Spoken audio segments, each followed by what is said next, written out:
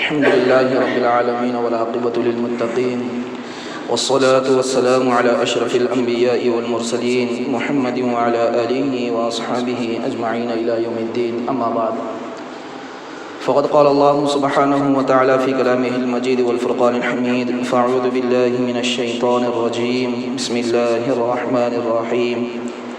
يا أيها الذين آمنوا إن تطيعوا فريقا من الذين أوتوا الكتاب يردوكم بعد إيمانكم كافرين وكيف تكفرون وأنتم تتلى عليكم آيات الله وفيكم رسوله ومن يعتصم بالله فقد هدي إلى صراط مستقيم.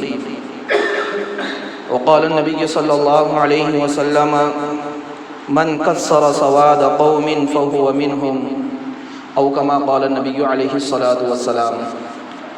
صدق الله مولانا العلي العظيم وصدق رسوله النبي الكريم ونحن على ذلك لمن الشاهدين والشاكرين والحمد لله رب العالمين.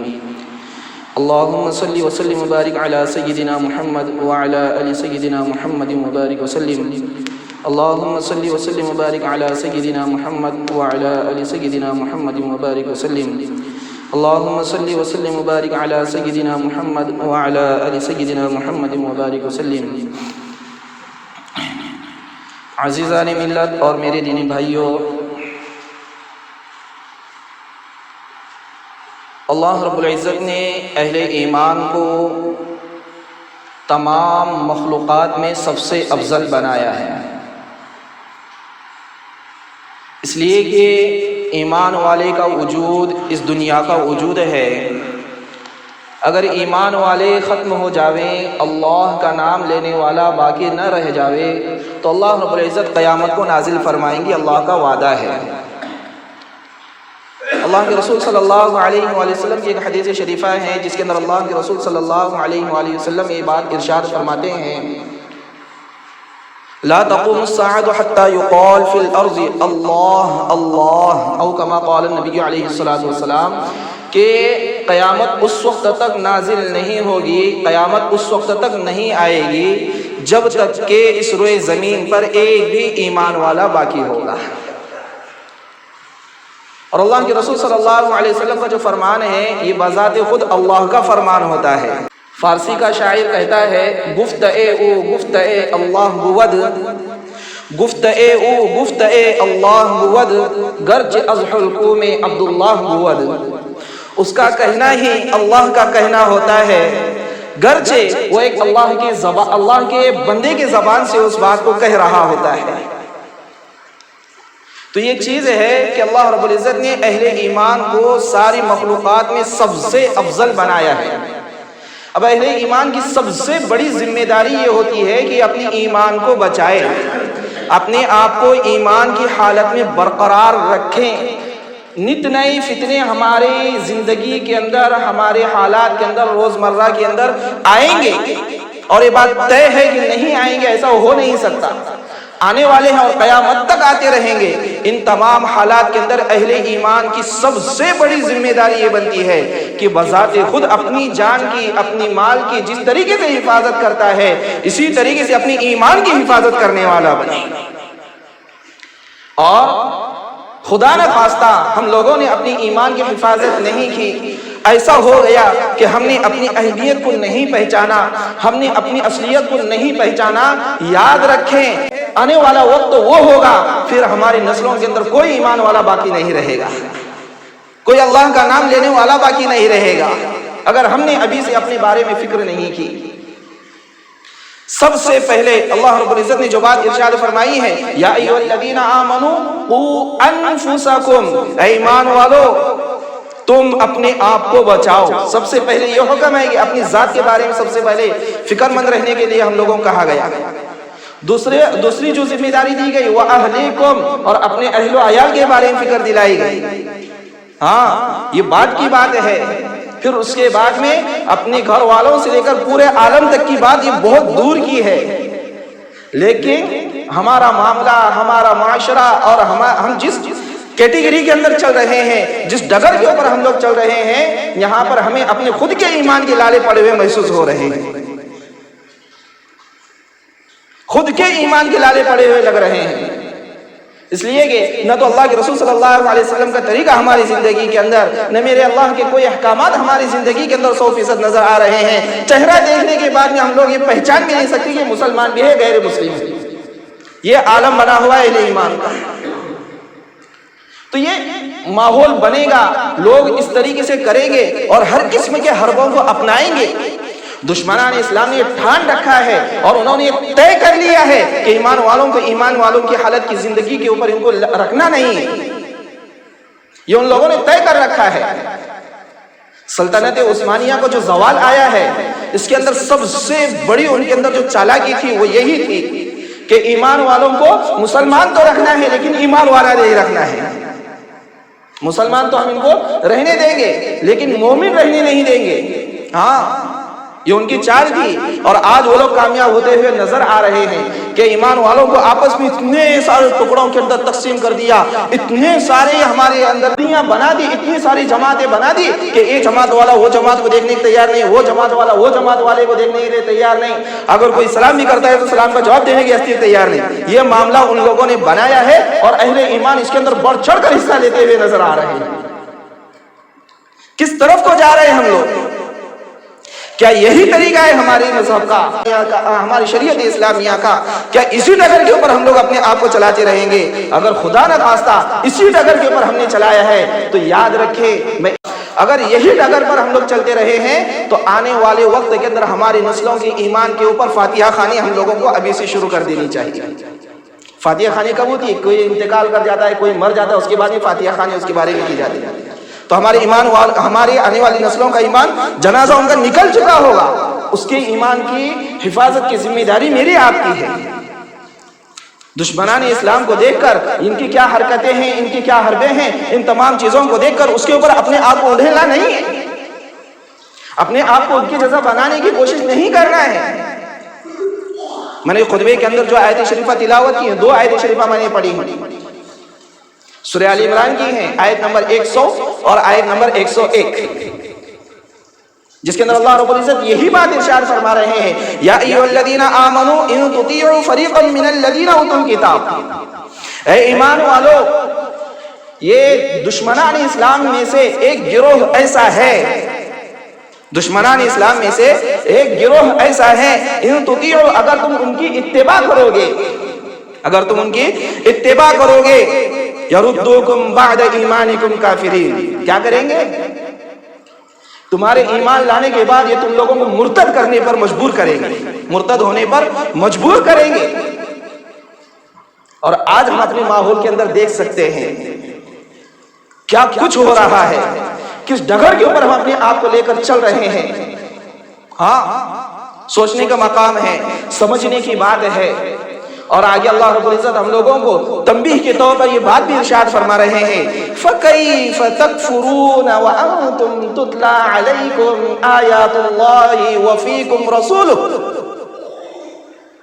اور تم کس طریقے سے کفر کر سکتے ہو، کس طریقے سے کفر کر سکتے ہو؟ تمہارے اندر یہ کیپیسٹی نہیں ہے کہ تم کفر کرنے والے بن جاؤ، تمہارے اندر یہ کیپیسٹی نہیں ہے کہ تم مرتد ہو جاؤ، یہ تمہاری شان نہیں ہے، یہ تمہاری شان نہیں ہے، تم اپنی شان کے خلاف نہیں چلنا۔ اللہ رب العزت ہماری علو شان اور علو مرتبے کو بتلا رہے ہیں کہ ایمان والوں کا کیا مقام ہے۔ ہاں، فَكَيْفَ تَكْفُرُونَ وَأَنْتُمْ تُتْلَى عَلَيْكُمْ آيَاتُ اللَّهِ۔ سب سے پہلی چیز بیان فرمائی، تم کفر نہیں کر سکتے جب تک کہ تم نے قرآن شریف کو پکڑے رکھا ہوگا۔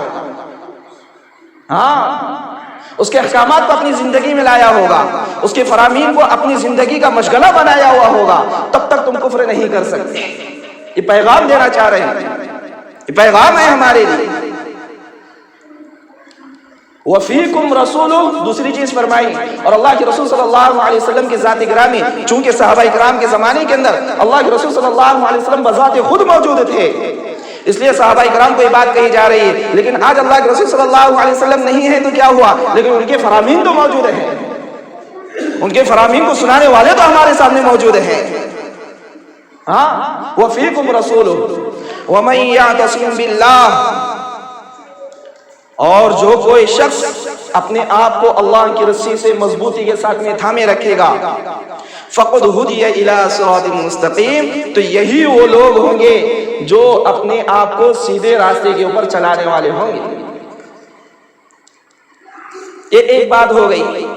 دوسری بات، اہل کتاب ہم لوگوں سے، چونکہ یہودیوں کی یہ خاص طور سے بات ہے، لیکن میں صرف یہودیوں کو نہیں لے رہا ہوں، صرف نصارہ کو نہیں لے رہا ہوں، ہر اس جماعت کو اور ہر اس قوم کو لے رہا ہوں جو ایمان والوں کی دشمن ہو کر اپنے آپ کو چلا رہی ہے، وہ تمام لوگ اس کے اندر موجود ہیں۔ ہاں، یہ اہل کتاب اسی بات کے اوپر لگے ہوئے ہیں، یہی ڈگر کے اوپر لگے ہوئے ہیں کہ ایمان والوں کو ایمان کی حالت سے مرتد کر دیا جائے، یہ ان کی کوشش ہے، اور وہ لوگ اس کے اندر کامیاب ہوتے ہوئے نظر آ رہے ہیں۔ اس سے ہم لوگوں کو اپنی ایمان کو بچانا ہے، اپنی ایمان کی حفاظت کرنا ہے۔ اب اس کے لیے بہت سارے حربے وہ لے کر آئیں گے، بہت سارے طریقے ہمارے سامنے لے کر آئیں گے۔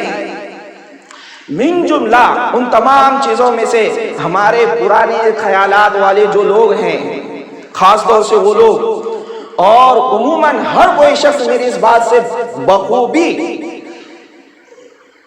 مخاطب ہے جو آگے میں بات کہنا چاہ رہا ہوں۔ ہر ایک کو پتا ہے آج ایلن ماسک، اس کا اتہاس معلوم ہے، کبھی جاننے کی کوشش کی؟ صرف مختصراً یہ بتلاتا ہوں، مختصراً میں نے الحمدللہ اس کی پوری اسٹڈی کر لی، اور ایمان والوں کو کس طریقے سے رہنا ہے اور کس طریقے سے اپنی زندگی کو گزارنا ہے، شریعت کو بھی ہم نے دیکھا اور ان تمام چیزوں کو بھی ہم نے دیکھا۔ اب کچھ لوگوں نے جو ہے سوشل میڈیا پر، بہت سارے لوگوں نے الگ الگ انداز کے اندر اپنی اپنی باتیں بیان کر دی، مجھے وہ تمام باتوں کی طرف نہیں جانا۔ بات مجھے یہ بتلانی ہے کہ یہ ایلن ماسک کی جو بات ہے، اہل ایمان اس کے جو مرتکب ہوتے ہوئے نظر آ رہے ہیں، خاص طور سے شیتکری لوگ۔ اب یہاں پہ شیتکری تو ہرگز وہ مت یہ مت سمجھنا کہ وہ میرے کو بول رہے نا، فرداً میں کسی سے مخاطب نہیں ہوں، ہر ایک سے مخاطب ہوں عموماً۔ تو خاص طور سے شیتکری لوگ اس بات کی غلطی کرتے ہیں کہ آج کے دن اپنے گھروں میں سے ماشاءاللہ بہترین کھانے بناتے ہیں، اور ایک چیز ہوتی ہے، اہل ایمان تو جو ہے صرف شاہکاری نہیں ہوتا ہے، مانساری بھی ہوتا ہے، اور آج کا دن وہ ہوتا ہے ہمارے گھروں میں صرف شاہکاری بنے گا، مانساری کچھ نہیں بنے گا۔ جتنی شیتکری لوگ ہیں آپ تھوڑا سا سروے کر سکتے ہیں، جو روز گوشت کھانے والا ہوگا نا، اس کے گھر میں بھی آج گوشت نہیں بنے گا۔ اللہ حفاظت فرمائے۔ کیوں کہ بھئی آج ایلن ماسک ہے۔ وجہ کیا ہے؟ میں جب اس کی اسٹڈی کیا، مختصراً یہ بات ملی ہے 5 پانڈووں کی کہانی۔ اب یاد آیا ہوگا ہر ایک کو 5 پانڈووں کی کیا کہانی ہے۔ وہ پوری 5 پانڈووں کی کہانی ہے۔ بڑے نیک لوگ ان کے زمانے کے وہ سمجھے جاتے تھے، اس طریقے سے کیا ان کو گاؤں کے باہر نکال دیا گیا، جو کچھ بھی ان کے ساتھ میں ہوا، کئی دنوں کے بعد وہ لوگ لوٹ کر آئے ہیں، تو گاؤں کا جو بادشاہ تھا، جو گاؤں کا مکھیا تھا، وہ تو بڑا ظالم تھا، جابر تھا، اور اس نے کوشش یہ کیا تھا کہ یہ 5 پانڈو جیسے بھی مل جائے ان کو ختم کر دیا جائے۔ اتفاق سے اب یہ لوگ گاؤں کے اندر جائیں گے تو ان کو چھوڑا نہیں جائے گا، چونکہ وہاں کا جو حاکم ہے وہ تو بہت خطرناک ہے، وہ تو ان کی جان کے پیچھے پڑا ہوا ہے۔ اس لیے انہوں نے کیا کیا، گاؤں میں جانے سے بہتر گاؤں کی طرف تو آئے، لیکن گاؤں میں جانے سے پہلے گاؤں کے باہر جو سرحدی علاقہ ہوتا ہے وہیں پر اپنا پڑاؤ ڈال دیا، وہیں پر اپنا پڑاؤ ڈال دیا۔ اب گاؤں والوں کو معلوم پڑا کہ بھائی ہمارے جو پیشوا لوگ ہیں، ہمارے جو مکھیا ہیں، جن کو ہم اچھے لوگ سمجھتے ہیں، بڑے لوگ ہیں، یہ آئے ہوئے ہیں، لیکن گاؤں کے اندر نہیں آ رہے ہیں، وہ باہر رکے ہوئے ہیں، چونکہ گاؤں کا بادشاہ بہت ظالم ہے۔ اب کرنا کیا؟ تو جتنے گاؤں والے تھے سارے لوگوں نے، کسی نے انگٹی بنائی، کسی نے کچھ بنایا، کسی نے کچھ بنایا، کسی نے کچھ بنایا، سارے لوگ اپنے اپنے اعتبار سے لے کر چلے گئے۔ چونکہ اب ہمارے پاس بھی کوئی جماعت وغیرہ آتی ہے تو ہر کوئی چاہتا یہ ہے، بہت سارے لوگ ہوتے ہیں کہ بھئی مہمان نوازی میری طرف سے ہو جائے، ہر کوئی چاہتا یہ ہے، تو ایسا ہی ان کا بھی ایک یہ طریقہ رہا۔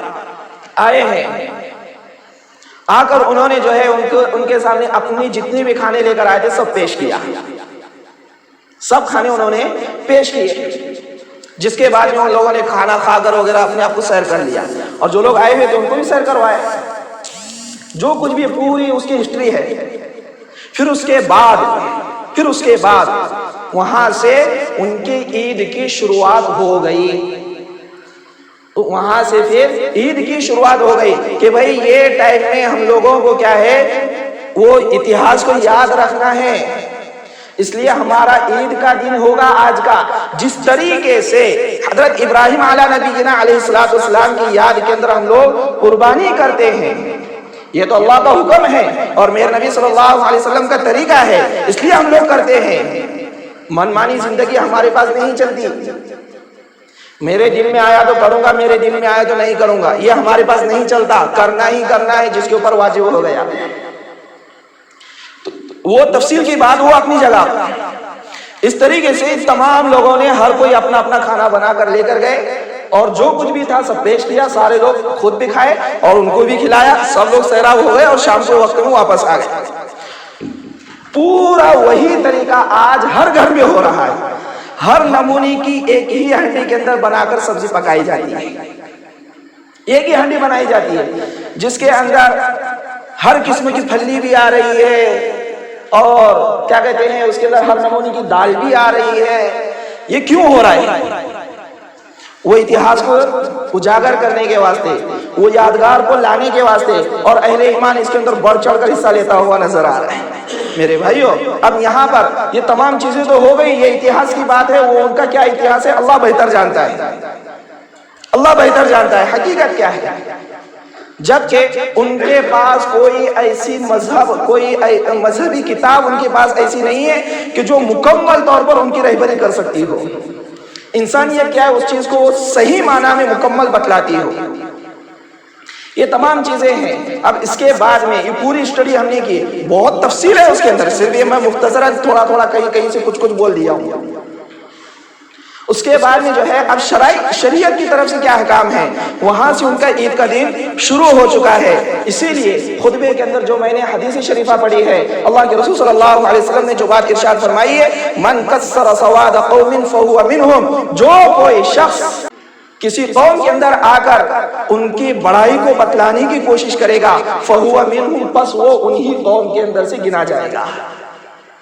ایک دوسری حدیث اللہ کے رسول صلی اللہ علیہ وسلم کی ابو داؤد شریف کی روایت ہے، اللہ کے رسول صلی اللہ علیہ وسلم ارشاد فرماتے ہیں، من تشبہ بقوم فہو منہم، جو جس قوم کی مشابہت اختیار کرے گا وہ اسی قوم کے اندر سے اس کا شمار کیا جائے گا، دنیا کے اندر بھی اور آخرت کے اندر بھی۔ اور آخر میں علماء کرام، یہ تو پوری احادیث اور شریعت کی طرف سے باتیں، اور چونکہ میں ابتدا میں یہ بات عرض کر چکا ہوں کہ اللہ رب العزت نے جو ہے یہ دشمنان اسلام کی طرف سے ہم لوگوں کو چوکنا رہنے کی بات فرمائی ہے کہ دیکھنا یہ لوگ تمہارے ایمان کو ہڑپنے کے لیے اور تم لوگوں کو مرتد کرنے کی کوشش کے اندر بالکل لگے ہوئے، اور یہ اس کے اندر کامیاب ہوں گے، لیکن تم لوگوں کو اس سے بچنا ہوگا، یہ میری آپ کی ذمہ داری ہے۔ آخر میں علماء کرام کا ایک باضابطہ فتویٰ ہے، ہاں، جس نے کفار کے کسی عمل کو پسند کیا، کیا بول رہے؟ جس نے کفار کے کسی عمل کو پسند کیا، فقد کفر، پس وہ شخص کافر ہو گیا۔